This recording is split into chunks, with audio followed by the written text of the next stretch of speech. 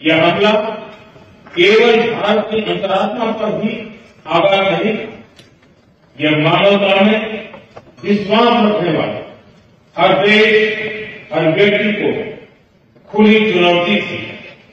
ऐसे में प्रश्न उठना स्वाभाविक है, क्या कुछ देशों द्वारा आतंकवाद का खुलेआम समर्थन हमें स्वीकार्य हो सकता है?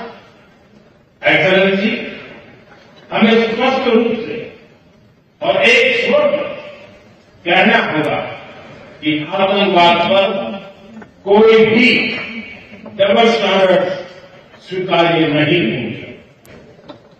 हमें मिलकर आतंकवाद का हर रंग में, हर रूप में विरोध करना, ये मानवता के प्रति हमारा दायित्व है। एक्सेलेंसी,